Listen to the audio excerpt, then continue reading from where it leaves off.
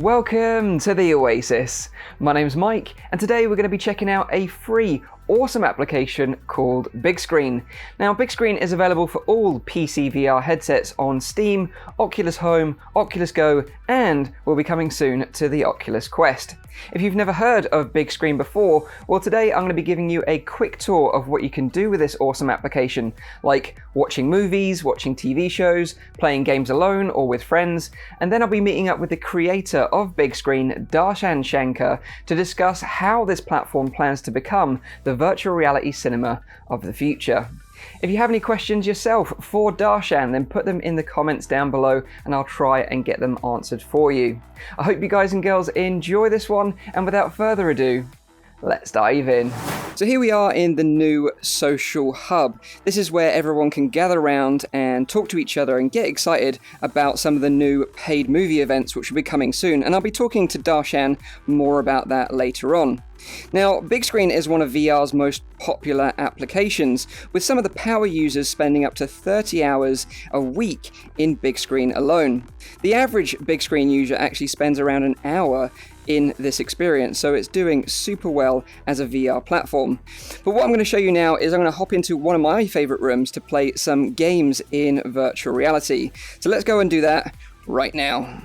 So here we are in my personal favourite room, the gaming room. Now, the main use cases for Bigscreen are hanging out with friends and family to watch movies or watch TV shows or watch video games, and even productivity. But personally, I love playing video games in Bigscreen because being completely shut off from the outside world without any distractions from my mobile phone or people around me, I can just get sucked in to my favourite game in my own little gaming cave. Now, as you can see here, the new ray tracing lighting effects work really well, bouncing off the walls around me, especially when playing vibrant games such as Mario Kart 8 and Tetris 99. If you want to know how to connect your Nintendo Switch to your PC and play it in VR applications such as Bigscreen, I'll put a little link up to the video I made about it here. So let's move on to the living room. So here we are in this beautiful living room environment, and as you can see behind me here, the curtains are blowing in the wind really nicely. It's a really, really nice effect. Now, one incredible use case I heard about Bigscreen was a deaf couple who were in a long-distance relationship. And they were using Bigscreen to be able to watch their favourite TV shows and movies together completely remotely on other sides of the world. And although not perfect, they were using the Oculus touch controllers to communicate in sign language to each other. An amazing and heartwarming story indeed. Of course, one of the biggest use cases for Bigscreen is watching movies, so let's go and check out the new redesigned cinema. So here we are in the newly redesigned cinema, and as you can see behind me, we now have a curved seating arrangement, and this is particularly for Oculus Go users because they can't move forwards and backwards in VR to look around and see who's sitting near them. So they've implemented this new curved seating arrangement to accommodate Oculus Go users so they can see everyone that's in the cinema. Now, the company have successfully raised over $14 million in funding, and when you see the potential future of this application, you can totally understand why. Now, right now, the application is completely free to use, with plans in the future to host paid movie events of the latest movie releases. You also have dedicated community user groups such as the Anime Viewing Society, who host anime content in Bigscreen almost daily. They have a schedule of upcoming content on their website, which you can go and check out, which I've linked in the description down below. I can already hear people now asking, what's the point of watching content in VR? I have a 4K TV at home and VR headsets just can't compare with that clarity. Well, yes, that is true right now, but in the future that is likely to change. But even right now, what it lacks in resolution, it makes up for in presence. And watching 3D content in VR is actually way better than watching it at the cinema or at home with a 3D TV. Now, if you don't believe me, you can just go and check it out for yourself. There's a free 3D documentary with David Attenborough, which I've linked in the description down below. Watch it in Bigscreen and prepare to have your mind blown. So now, let's meet up with the creator of Bigscreen, Darshan Shankar, to find out what they have planned for the future. Okay, so here we are with Darshan, the creator of Bigscreen. Thank you so much for taking time out of your, I'm assuming, super busy schedule to talk to me today about Bigscreen. I really appreciate it. Thanks for having me, Mike. So, what I wanted to talk about today, ask you a few questions because this new update to Big Screen has been a huge update. We've seen some new and completely redesigned environments in Big Screen, such as the new lobby, this new amazing curved cinema, and we've got other features like the audio driver, new UI, more character customization, and it's almost like Big Screen was completely redesigned from the ground up. So it seems like a lot of work behind all this. So, what was the reasoning behind doing this update particularly? Right. So we've spent the past year kind of redoing a lot of the internal systems, rebuilding a lot of stuff from scratch. Because at this point, I've been working on Big Screen now for over 4 years. Right. We launched back in 2016 on the Rift and the Vive and the consumer launch of PC VR. And last year in 2018, with the launch of the Oculus Go, was the first time that we brought Big Screen to mobile platforms, to Android.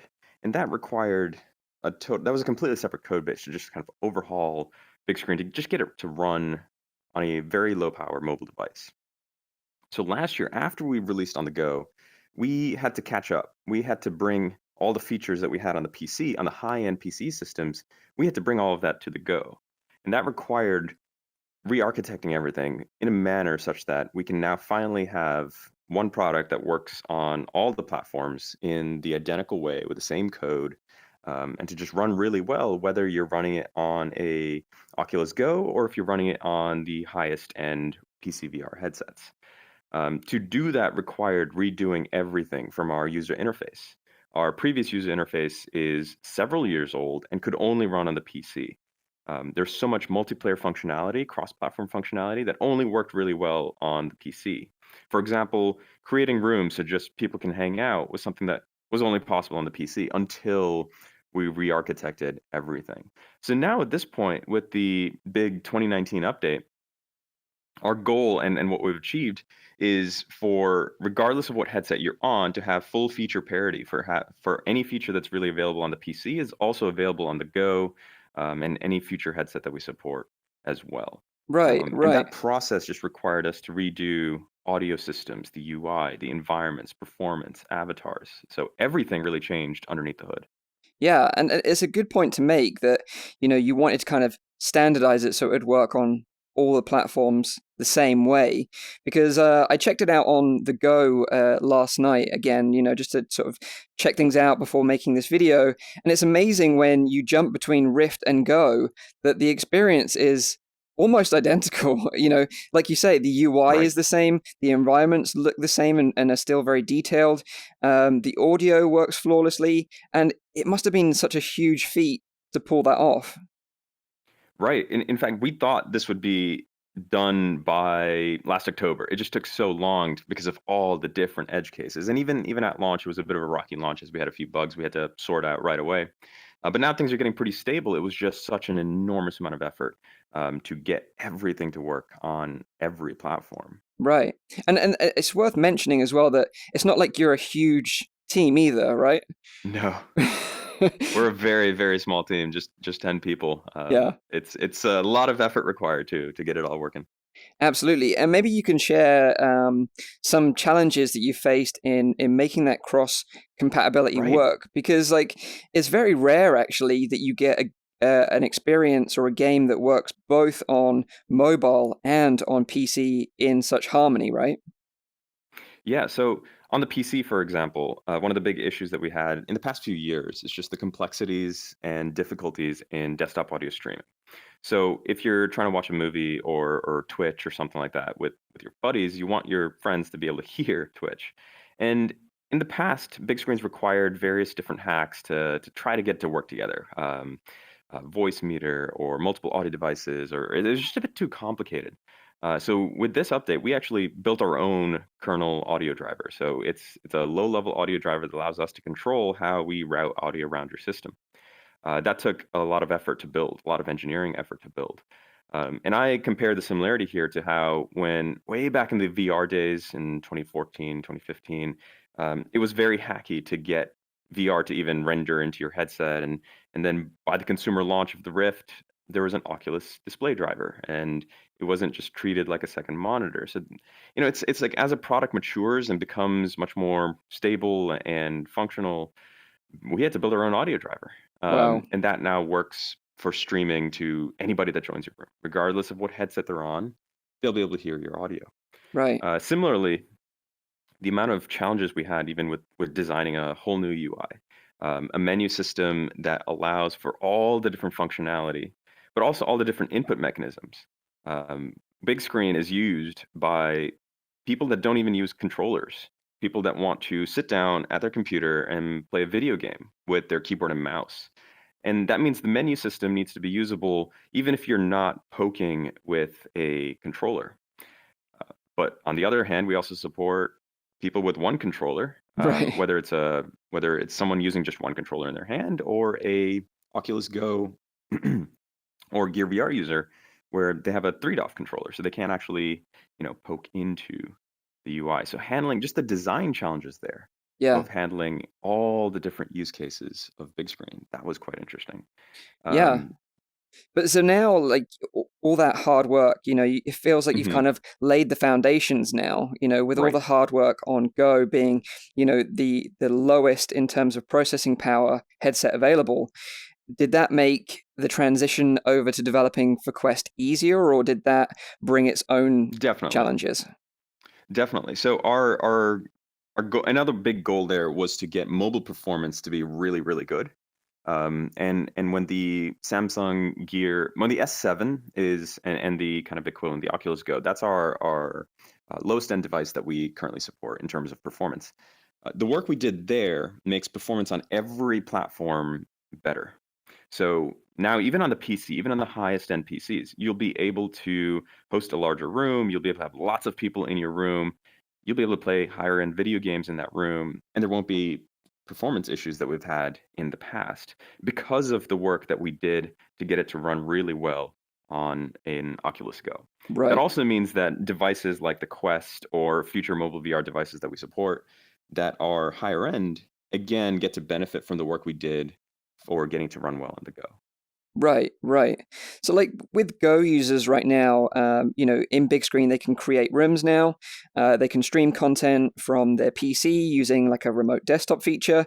Do you think Mhm. these features will come to Quest straight away out the box, or will there be any additional ways that users can watch content? Like maybe like by storing the content on the headset itself, or using like a USB Right. storage device or something. Right. So we have a bunch of plans here. Ones that we want to provide the features for all the platforms if they can be physically supported. So obviously, mobile VR devices don't have a Windows desktop for you to just open and do whatever you want. On the Right. PC, we have that feature. Anything you can do on your Windows desktop, you could do in big screen. So our remote desktop feature works on any mobile VR headset that we support. So as of today, that's the Oculus Go and the Samsung Gear VR. Right. As we add on more headsets, whether it's Oculus Quest or Daydream or any future mobile VR headset, Hmm. we'll provide those same set of functionality. So that allows you create a room, stream your Windows PC into this room that you created on your Oculus Go or your Right. Quest. We'll also have video players. That's coming up relatively soon later this year. And that'll allow you on any mobile VR headset or PC VR headset to open up a video file. So whether the video file is on your Go or whether the video file is on your PC, you'll be able to open up a video file natively and watch that in our video player. Interesting. So stored content on the headset itself could be played within Big Screen standalone, even if you're not sharing it necessarily. And could that Right. content be shared with other users as well, or is that something that you couldn't do? That's perhaps on the longer term roadmap of the video player. Right. But we think of that as we're building a bunch of different tools. Right. One of the tools is a desktop viewer. So you get to see your desktop using our remote desktop tool.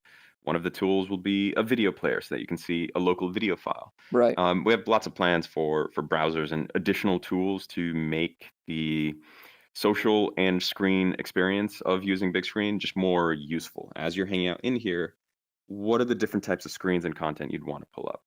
Right. Okay, yeah, that totally makes sense. That sounds really cool, especially, with people taking their Go everywhere with them, just loading it up Right. with a bunch of movies and being able to watch those movies in your virtual cinema in big screen sounds like a really compelling use case. Right. So that's awesome to hear that that's going to come in the future. So what about other future plans have you got sort of lined up in your roadmap? Right. So about a year and a half ago, we did a pilot screening of Top Gun 3D. So we started to work with Hollywood, with the big movie studios, to broadcast and host movie nights. And this is something we've been working on over the past year to develop for something for 2019. Our plan is to host these movie nights on a regular basis, daily or weekly. And it'll be kind of like what we did with Top Gun, where it's a scheduled time. So let's say 7 p.m. or 8 p.m. And it's a very specific movie that we would be showing, probably in 3D. And you'd get to come in here and watch it with a bunch of people around the world, kind of live at the same time, just like a real movie theater. So we want to bring that movie theater experience for folks that don't want to have to pull up a movie on their computer, stream it, figure out how to do it, invite other friends in.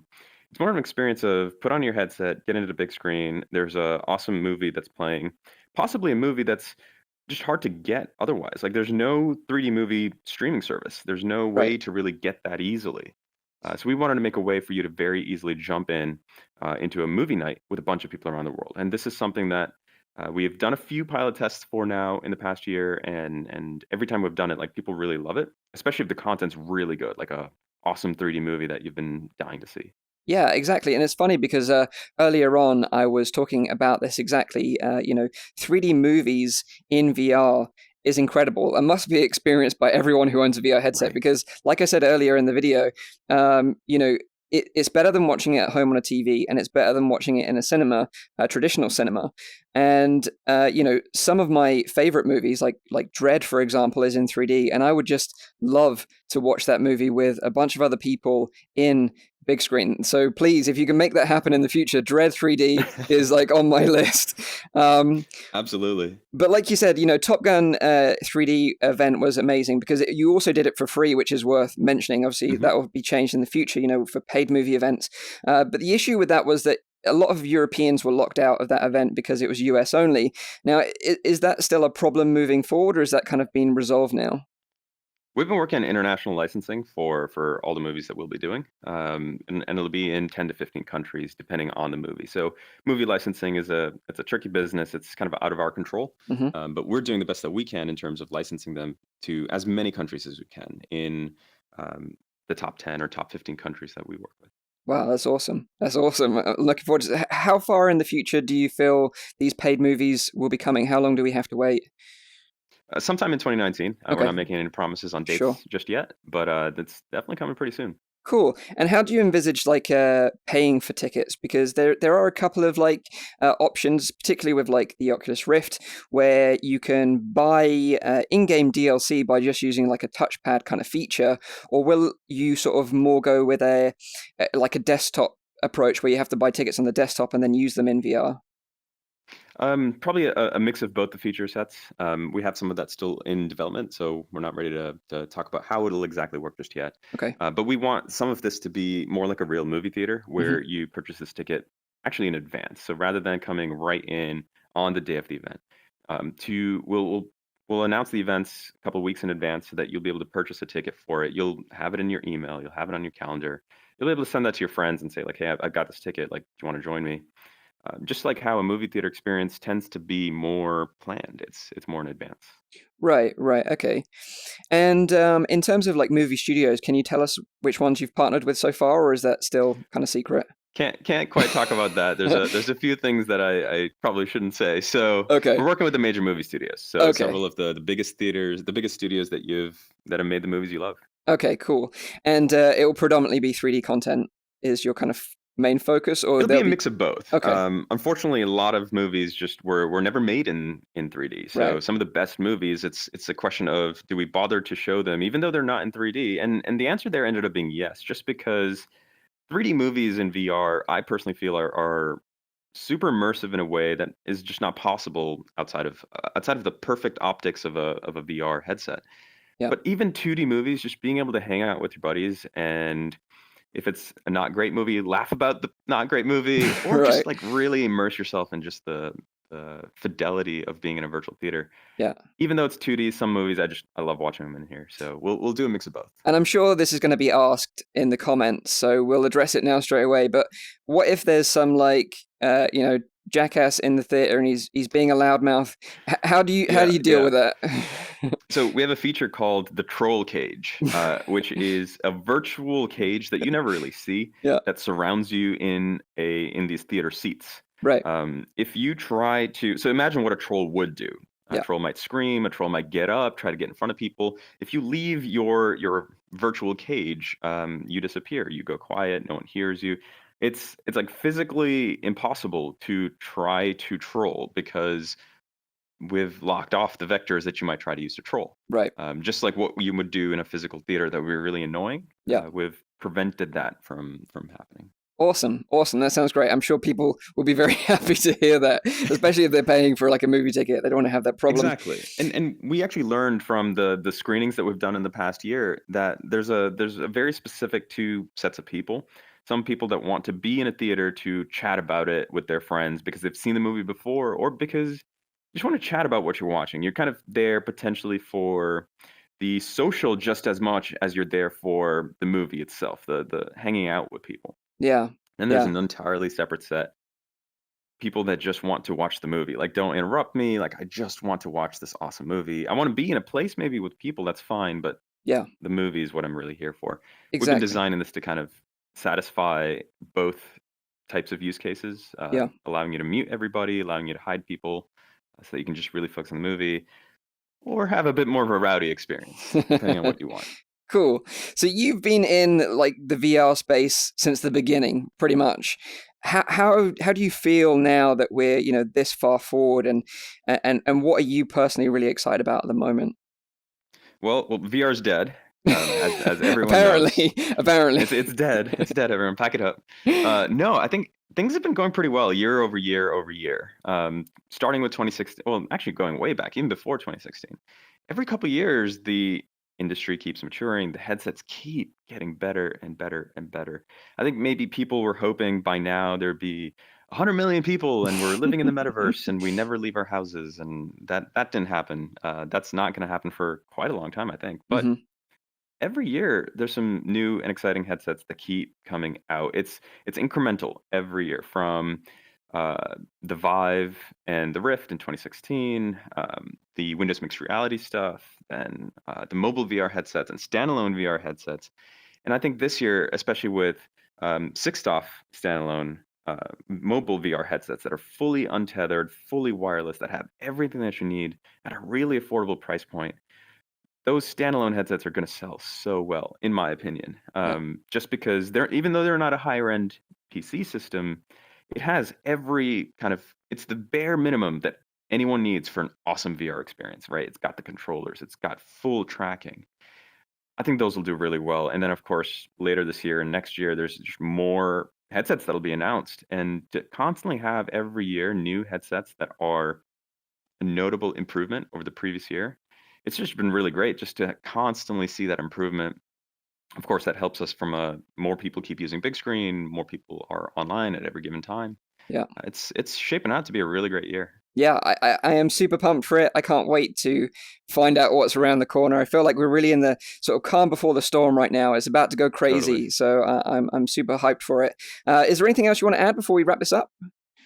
No, just stay tuned for a bunch of new features coming out later this year. Friend system, following system, our movie nights. So one of the big things that we added to this update, we have an account system, and the reason for that was we're gonna have a friend system pretty soon. So that's gonna help you see when your friends are online in Bigscreen, to be able to very easily invite them into your room.